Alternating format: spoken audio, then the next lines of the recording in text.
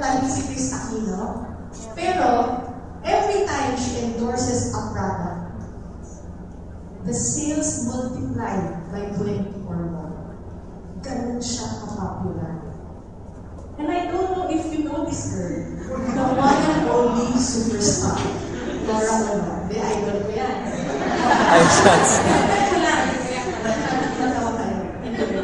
So, in the world's view, yung mga bata natin, kilala niyo pa siya. Kasi so, I'm happy that you still know her. Let's perpetuate her legacy.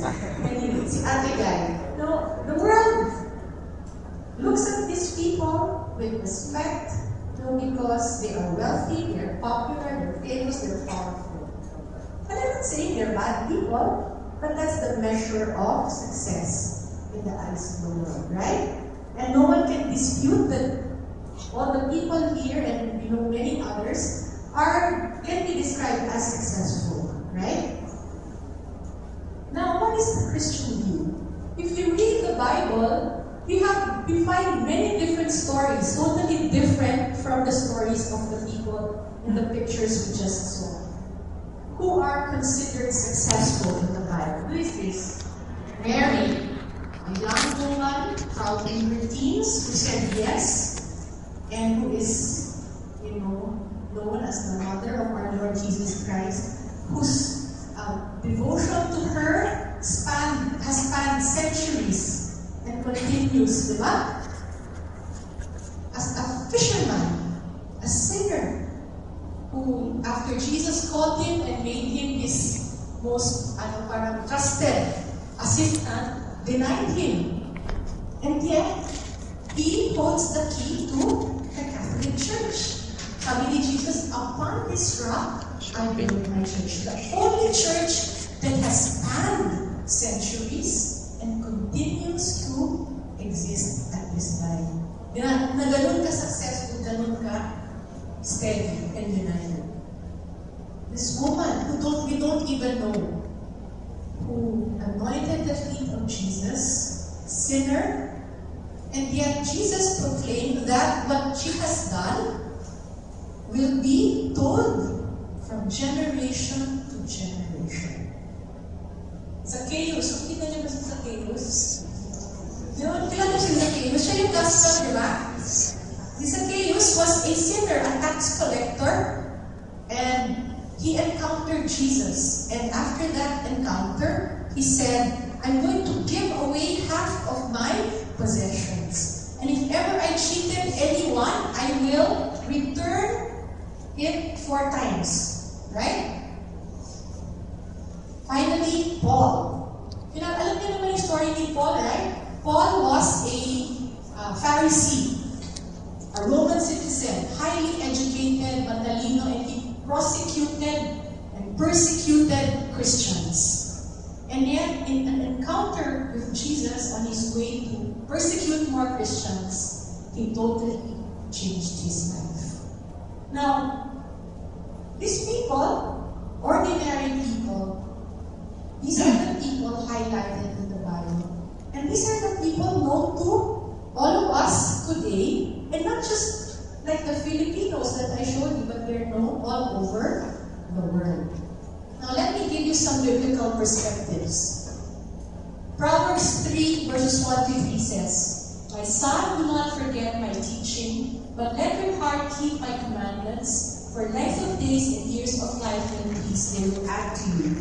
Let not steadfast love and faithfulness forsake you. Bind them around your neck, write them in the tablet of your heart, so you will find favor and good success in the sight of God and man. The world measures success as wealth, power, in terms of wealth, power, fame, popularity, and all that.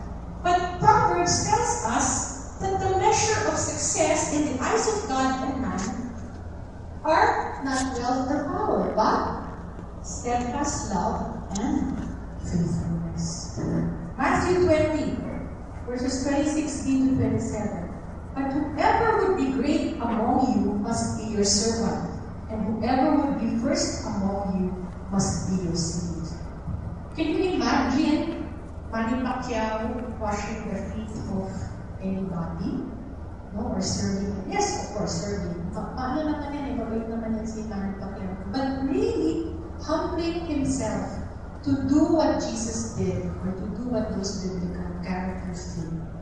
Can you imagine the irony? Whoever would be great among you must be your servant. It turns the order of the world upside down.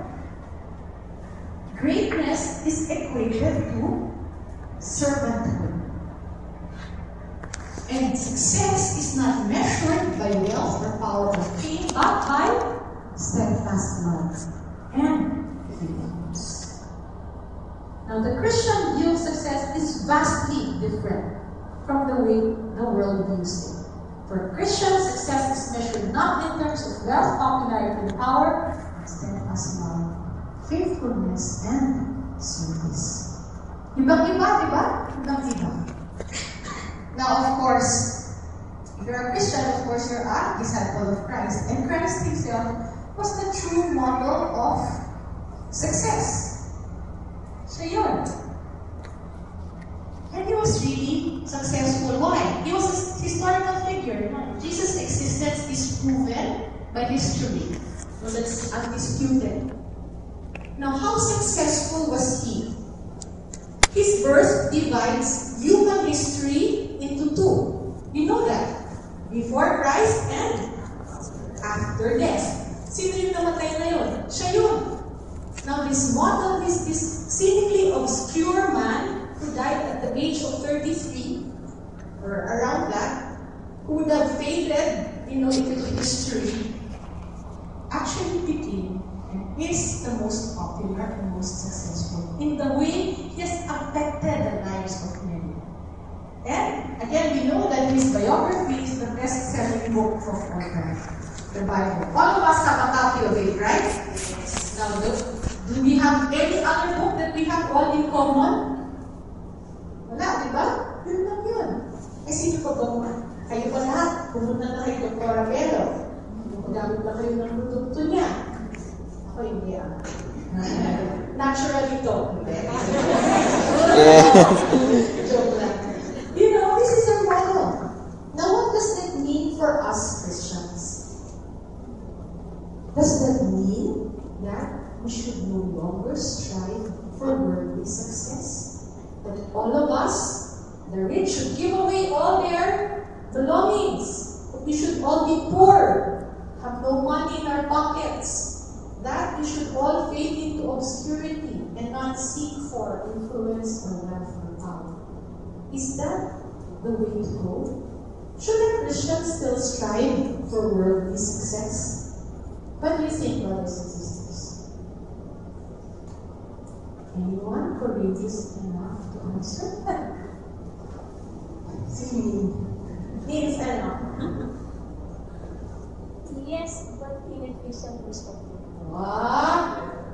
Yes, but with a twist. With a twist, yes. But with a twist. No? We reach for success not as an end, but as a means. Now, the problem comes in when success is the end in itself.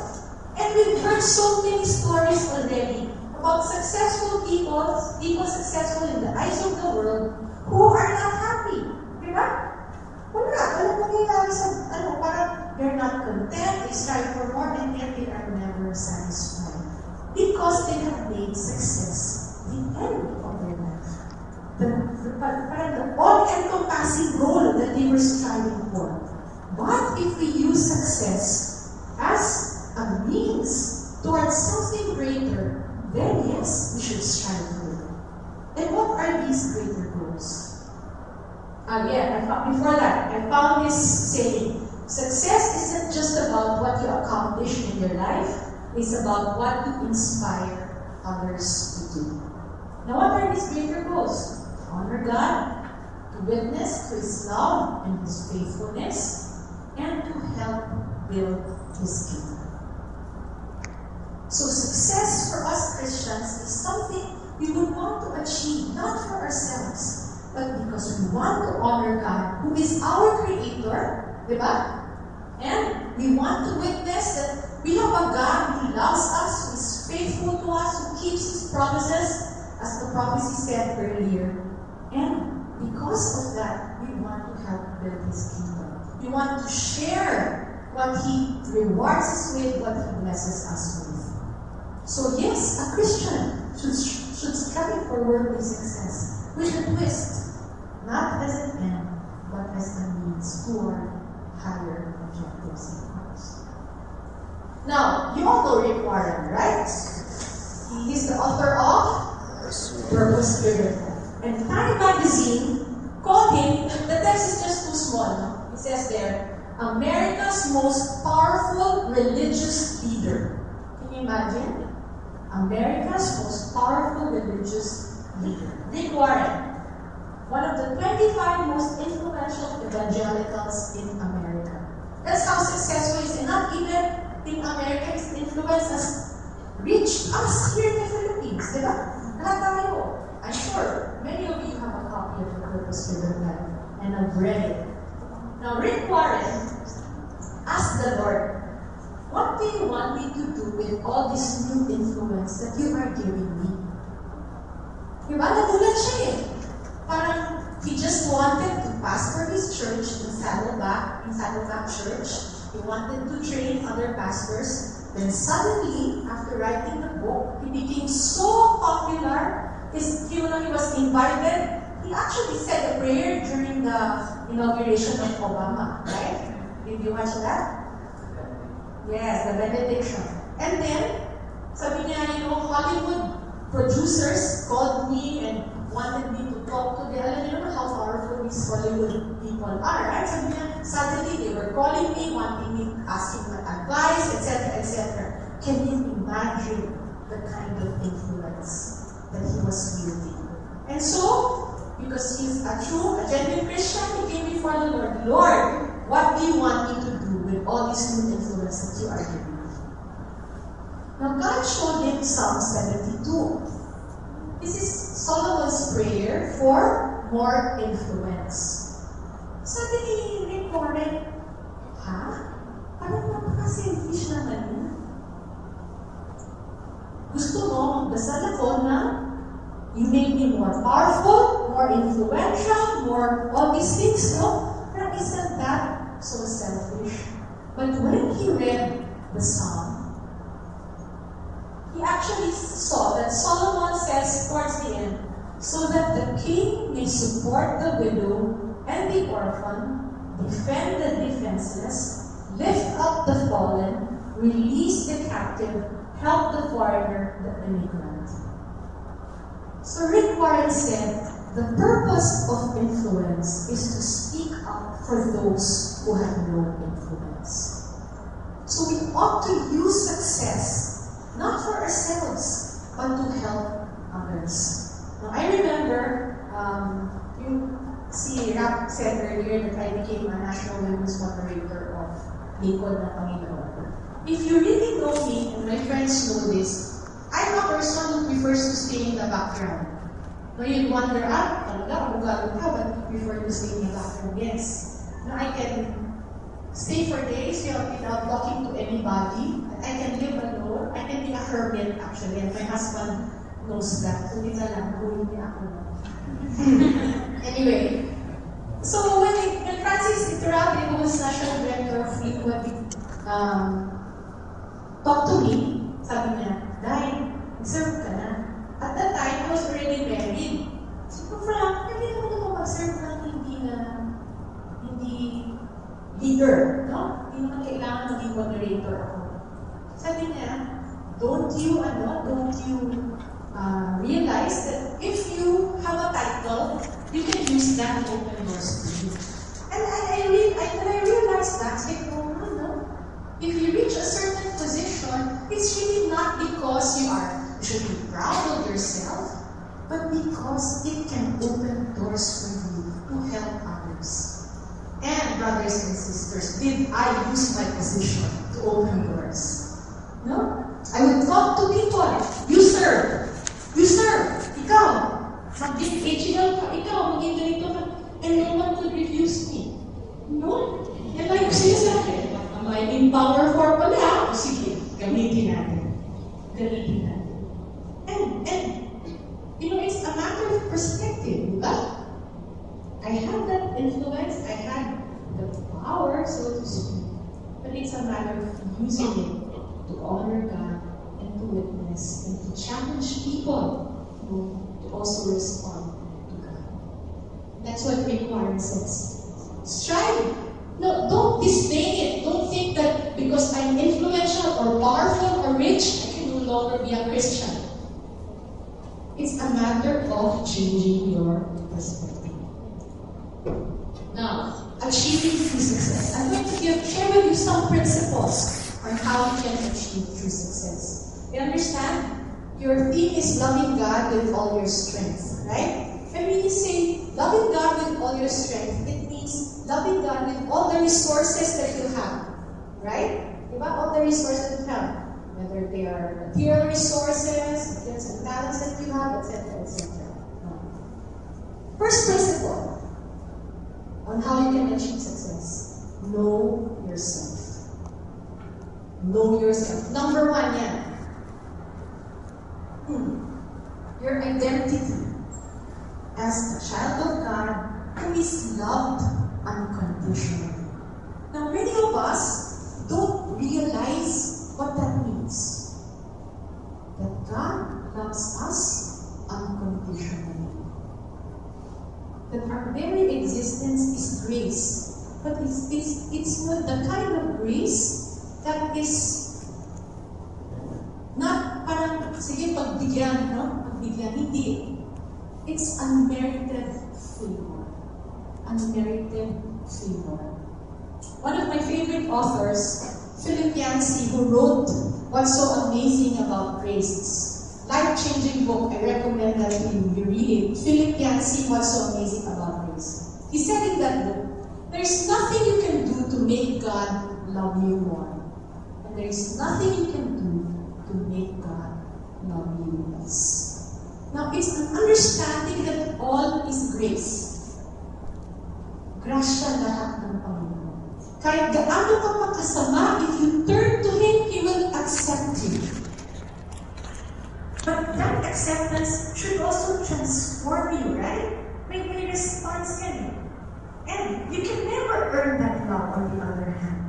You can never be too good so that God will love you above everybody else. No. He loves us all equally. Now what does that mean? If I tell you that this is the case, then are you saying also, should I just stay put and be paralyzed and not do anything? Now God also issues a call to us, diba? He commands us to respond to Him in love.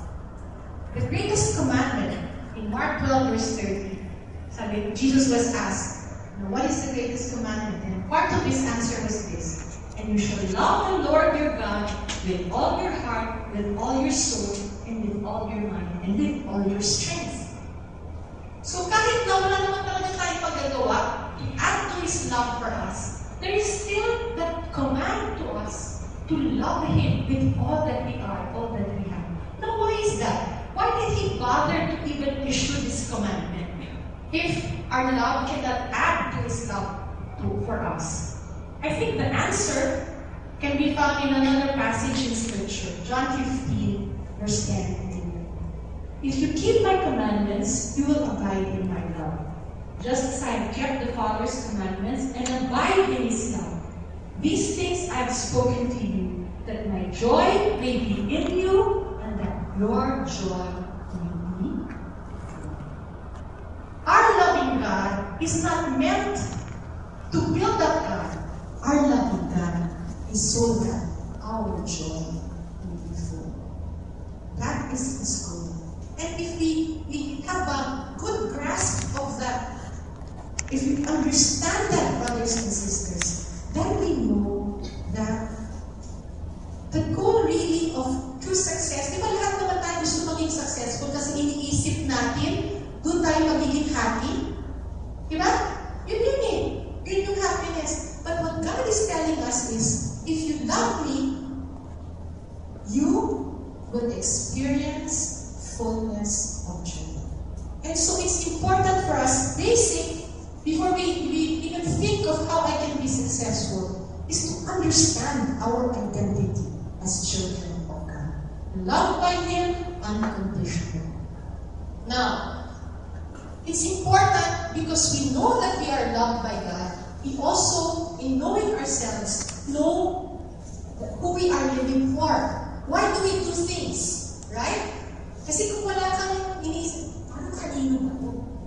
Bakit ba kung ma-attend ng prayer meeting every Friday night? Why do I have to be a person of integrity when I can gain more success? You know, as mentioned by Ram, I'm president of a company. And recently, my batch in Ateneo Law hosted a homecoming. Kasi kami yung magsisilver next year. And I was part of the core team that organized it. And I was surprised by a comment of one of my classmates. Sabi niya, ito na si Lu, tawag na saan si Luday. Si Luday, yan yung galit sa pera. Sabi ko, ha? Ano ibig sabihin ng sila Lu, galit sa pera? So I asked him to explain, and very simple.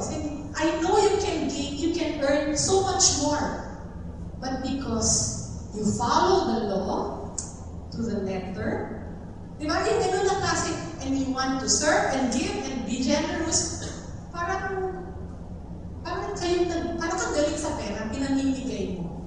Hindi mo, we don't work to gain. Sabi ko, hindi naman ganun. And of course, it was a joke, but it really struck me. And in a sense, I wasn't offended by it. In fact, I was a bit happy, that he thinks of me that way. That because of my integrity as a businesswoman, because I pay my taxes to the last centavo, I don't bribe anybody, then, yung parang, di ba? Ganun yung tingin niya. He knows what I am about. Okay, Colossians 3 verse 23 says, whatever you do, work heartily as for the Lord and not for men, knowing that from the Lord you will receive an inheritance as your reward. You are serving the Lord Jesus Christ. So it should be clear to us who we are living for, not for ourselves, but God. Kaya yun eh. The goal of success is to honor God. Now, it's also important to know your priorities. Kayo, bata pa kayo. Ako, mag-50 na ako next year. No? 50 na ako next year. And, late ko na ito natutunan mga late 30s na ganyan. Na I should be clear about my priorities in life. It's important, if you want to be successful, to know your priorities. Now, we know that as Christians, our priority is to seek first the kingdom of God and His righteousness, and all these things will be added to you. Now, this passage is the last passage in the 6th chapter of Matthew that talks about not worrying about material things, what we should eat, what we should drink, diba? And He says, seek first the kingdom of God and His righteousness. Now, it doesn't say, seek it if you want to, seek it if you have time. He says, seek first the kingdom of God. And what is the reason for this? What is the reason that Jesus invites us to focus on this particular goal? Ito yung pinaka-goal. In Ephesians 4 verse 14, he says, so that we may no longer be children, tossed to and fro by the waves and carried about by every wind of doctrine, by human cunning, by craftiness and deceitful schemes. The world bombards us with so many things. And if we're not clear about our priorities, what we ought to put first, it's easy to be influenced, right? Madali. Madali talaga. Di ba Candy Crush lang? Nadi-distract tayo? Aminin nyo. My husband calls my attention on that day. And I realized that. Because there was a time that I played Candy Crush longer, and not just a time, many times, I actually find myself playing Candy Crush longer than I pray. You realize that? That we put our attention on Facebook longer than on God. And I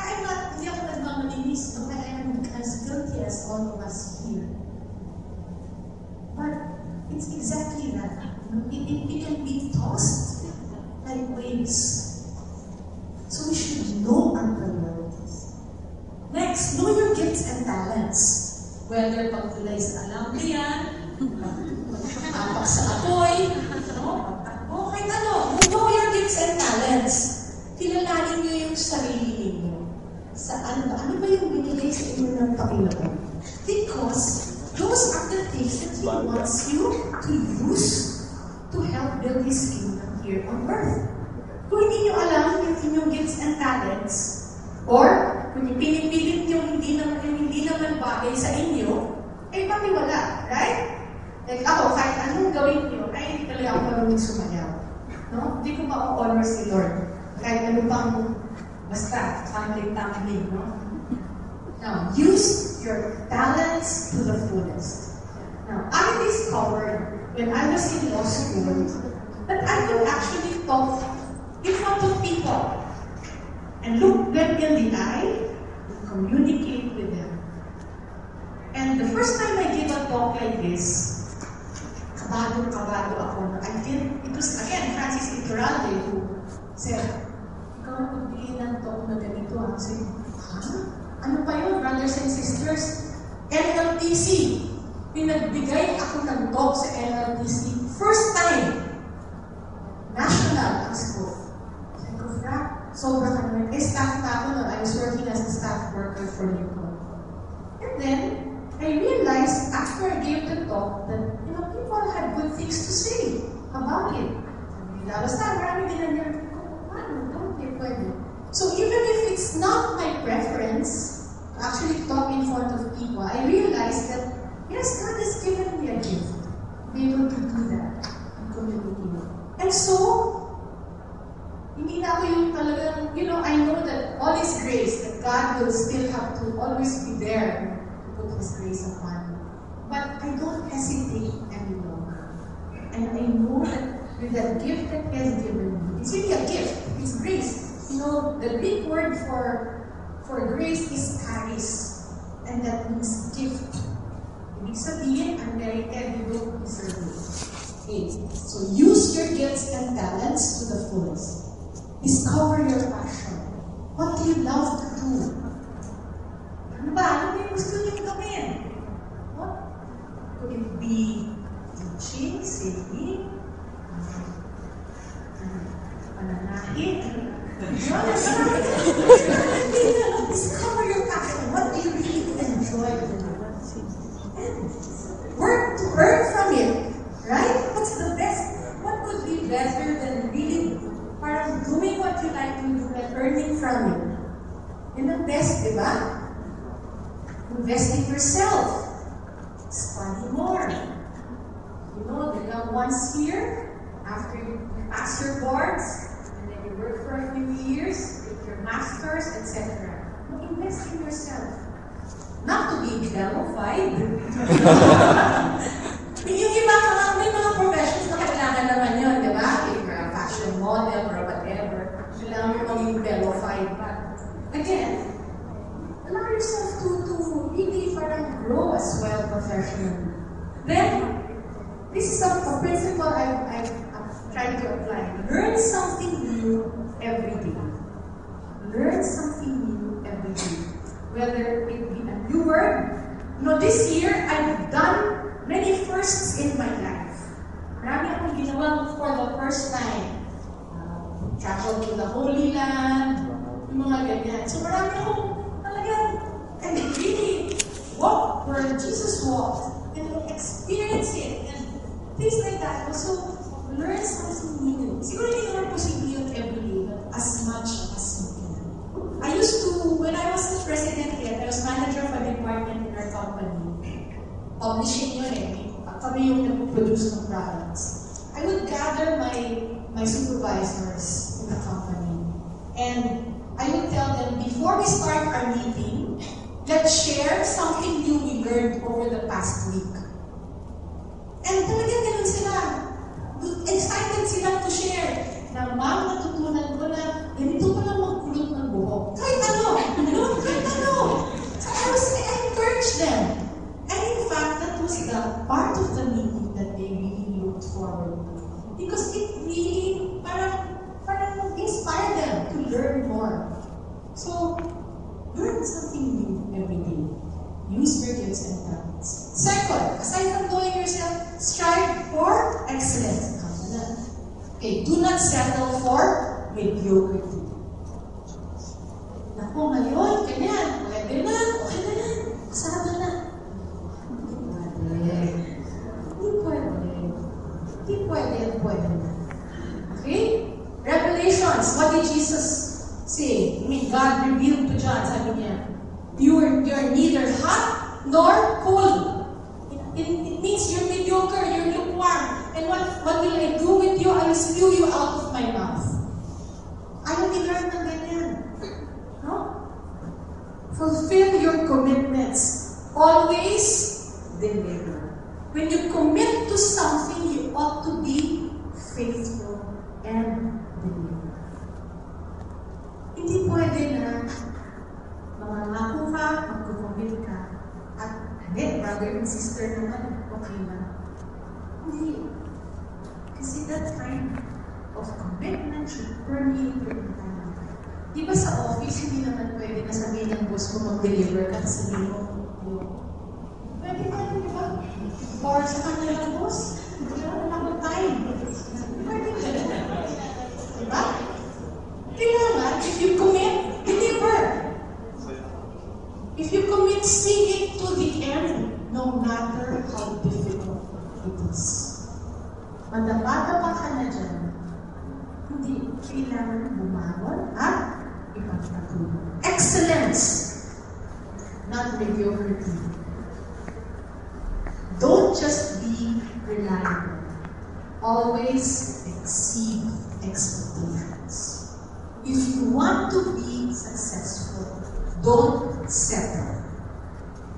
Don't settle. Always exceed expectations. Yung sa reunion namin, ay homecoming namin recently. For some reason, because I was quite active in it, even the officers of the class would call me every time they would make a decision. No? Hindi naman ako, parang, basta nagsali lang ako doon. But during the meetings, they would always say, what do you think, you? What do you think, you? Laging ganun yung lumalabas palagi. Or if they had to make a decision, they'd call me up, what do you think? Should we decide on this? And I would always complain, bakit ba ako yung laging pinatawagan nito? Nakakaras na ako, I could hardly work. It was because I would always go beyond what was expected of me. We were targeting to raise 6 million for our homecoming. And because we rallied everybody, and really, bahala na kahit hindi ko trabaho, ginagawa ko. You know how much akala namin, a month before the homecoming, we had to raise 3.5 million more. You know, brothers and sisters, I got a statement kanina from our treasurer. We made almost 7 million. So, we exceeded. And Cyprus mentioned, thank you very much for your help. Sabi niya, you know, ikaw yan. Umanan siya sa akin. Ikaw yan, dahil. And I don't know what I did, really, but it was just to do exceed what was expected of me. Don't just be reliable. Always exceed expectations. See, that act could carry 10 times its weight, di ba? Okay. Be a good steward of your resources. Single people, this is always a concern with your time. Diba? You think sometimes you can do everything. You have 24 hours to do everything. Fix your schedule because the key to a balanced life is a well-planned life. Fix your schedule. Punctuality. Let me say something about that. I am never late. If I can help it, I am never late. If I can help it, I am always at my appointment at least 15 minutes early. Because, you know why? Because I want to honor the person or the people I am meeting. Because if I am late and I don't have a good reason for it, then I why waste their time waiting? Right? And what did they say? Yung mga senior leaders sa community, ganyan ba yung mga taga-lingkod? Laging late? Sabihin ng boss mo. Diba? Sa work, ano yan, yung punctuality is a gauge of your character and who you are as a worker. Be very conscious about that, brothers and sisters. It's part of your witnessing as well. Money. Money. Of course, my husband and I have a principle. Of course, syempre, the first fruits should always go to God, right? We give 10% or more of our income. But this, our principle is, save before you spend. Ang karamihan ngayon, spend and save what is left. Right? And often, you don't get to save anything because there is nothing left. But if you save before you spend, then you are compelled to adjust and simplify. Right? Ngayon, Kat and I don't have kids, so we only have to really think about ourselves. And because this is a principle that we have applied, we have achieved a certain financial security. We can actually both retire. No, at our age. However, we're not retiring because there is still service, right? Now, ito, being debt-free. Please do not fall into the trap. Maraming tao who are really on the verge of success already and achieving their goals in life are hindered because they have a lot of things and they fall into the trap. Right? Imbis na asikasuhin nila yung ibang bagay, aasikasuhin yung pagbabayad ng utang. Right? So, as early as now, if you are in this situation, seek help, brothers and sisters. Because you will never advance if you don't. Body.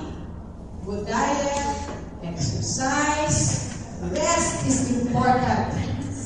Oh, of course, ako guilty ako dyan. No? Sa exercise. Hindi din ako ng asawa ko. Bibigay ka ng talk about exercise. I used to exercise. Not a total failure. Anyway, the rest is important as well. We have to be good stewards of our resources. Because what we have is what we use to serve the Lord. Right? This week, I had 4 meetings, Tuesday, Wednesday, Thursday, and tonight.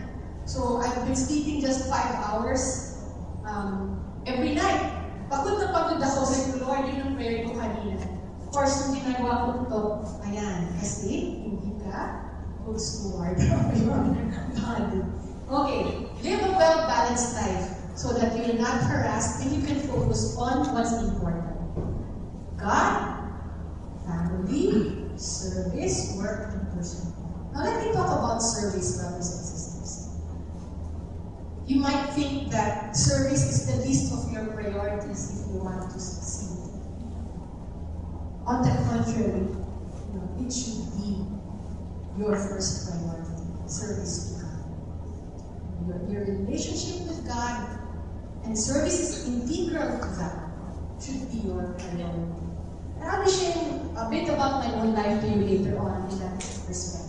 Let me just try to conclude now. Third, learn your lessons and persevere. I found this in the internet. Sabi niya, if Howard Schultz gave up after being turned down by banks 242 times, there would be no Starbucks. If J.K. Rowling stopped after being turned down by multiple publishers for years, there would be no Harry Potter. If Walt Disney quit too soon after his theme park concept was trashed 302 times, there would be no Disneyland. One thing is for sure, if you give up too soon, you'll never know what you'll be missing. Keep going and never quit. All of us make mistakes, right? All of us fail at some point in our lives. No one is perfect. Sino dito yung perfect? Never failed. Never. Meron? Wala. Hindi na lang. Okay. Now, I also found this. Success, what people think it looks like. What it really looks like. It's not a straight arrow. So, it's really, you have to persevere. You cannot quit. You cannot quit right away. Now, I'll share with you one of my favorite things to share when I give a talk. This is an autobiography in 5 short chapters. Promise, short lang talaga to. This is by Portia Nelson. And I found it in a book by, I forgot his name. Anyway, apply ka ng book failing for. Nandun na natin naman. Chapter 1. I walk down the street. There's a deep hole in the sidewalk. I fall in. I am lost. It isn't my fault. It takes forever to find my way out. Chapter 2. I walk down the street. There's a deep hole in the sidewalk. I pretend I don't see it. I fall in again. I can't believe I'm in the same place. But it isn't my fault. It still takes a long time to get out. Chapter 3. I walk down the same street. Kulit, no? There is a deep hole in the sidewalk. I see it is there. I still fall in. It's a habit. My eyes are open. I know where I am. It is my fault. I get out immediately. Chapter 4. I walk down the same street. There's a deep hole in the sidewalk. I walk around it. Chapter 5. I walk down another street. John Maxwell is the author. But si Portia Nelson yung author ito, autobiography. Learn your lessons. The faster you learn your lesson, the quicker you will be able to get out of the hole. Baka maging autobiography nun yan in 2 chapters, di ba? If you don't learn the lessons, you'll just be in the same place over and over again for the rest of your life. Don't wait for the whispers to turn into shouts, brothers and sisters. God can whisper to you, but if you don't listen, sooner or later, those whispers will turn into shouts. Ibiginig ka eh. Para matuto ka, para maging successful ka, kailangan ka pang sigawan. Learn your lessons and persevere. Some truly successful people, success stories I'd like to share with you. You know them, Jeffrey Rivera. He changed and elevated our consciousness about people in public service, right? He made us realize that public service is truly a public trust. Hindi pwedeng magaling lang, kailangan matino din. Hindi yan alam, kailangan magaling at matino. And so he's a very simple man, lived a simple life. And for me, his life impacted me a lot. That for me is a successful person. Mother Teresa, this simple, hunched woman, has changed the world. And her acts of charity have transcended, the Catholic Church and other religions. She's admired by everyone. You know Mike Joseph Jr.? He was a former drug addict. Patapos ng buhay ni Mike until God locked him out from the hole, changed his life, and Mike said yes and never no. Mike died recently. That was a very young age. And in honoring the mga brothers and sisters, sabi nila, he changed my life. Not because he was this very smart speaker, very eloquent, and he was. No, he was. Not because he was this passionate, fiery evangelizer, and he was. Changed me because of how he loved me. How I experienced God's love through him. And Mike Joseph loved such people as Beth Melchor. You know that, right? I consider Beth one of my mentors. Kumbaga, ako ni Mike Joseph spiritually. So this man lived very simply. Hindi siya mayaman.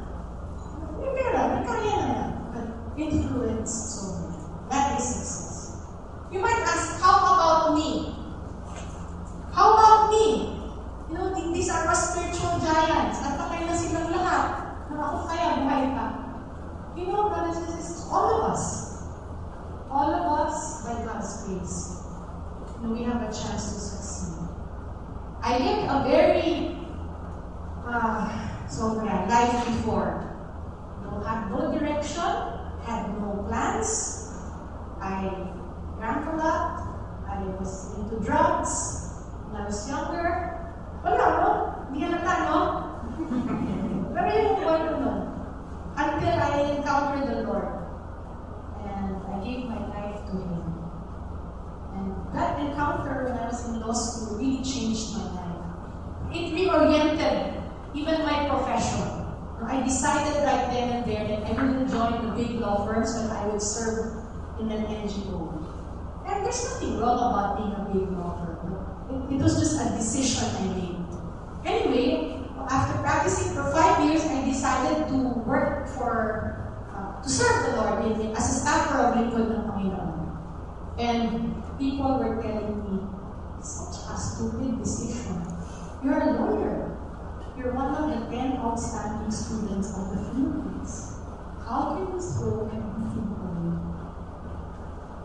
And, work for a Christian community and earn not even have a salary. Not even have a salary. But he did it. And you know what? I gained so much by that decision. People thought it was foolish, no? Now, how can you even say that you're achieving something when you are there commuting, magpunta sa punon, abogado, kung travel ako, malak ako, bigat-bigat, yung ganun klase, parang pobre nga. People were saying, even my contemporaries in the law school, I would see them. They were going up the corporate ladder and all that, earning a lot, building their houses, and I was still in writing bosses, commuting and all that. But anyway, to cut the long story short, that service allowed me to gain a lot. And there's this thing I'd like to share with you. Sabi niya, it was a missionary called Jim Neville. Sabi niya, he is no fool who gives what he cannot keep to gain what he cannot lose. He's no fool who gives what he cannot keep. Parang nakakatawa natin nila oras, availability, to gain what he cannot lose. I mean, our relationships, strengthen the relationship with God. And you know what? After serving, and I continue to serve right now, the Lord has given me this company, has given me financial security, happy family life. I continue to serve community, continue to serve Lingkod, and it's a full life. It's a joyful life. But the Lord didn't have to do it. He didn't have to even honor my decision to serve Him. But He did. So all of us, you don't have to be missionaries. You don't have to all give up your jobs. No, that's not the point. It's a matter of really giving what you're all to the Lord. Know yourself. Strive for excellence, learn your lessons, and persevere. Keep your eyes on Jesus, who's the pioneer and perfecter. Just to close, brothers and sisters, we always say faithfulness, not success, right? Kasi sabi natin, faithfulness, yun naman ang hindi sa atin ng Panginoon, yun ang measure of success. That's true, really.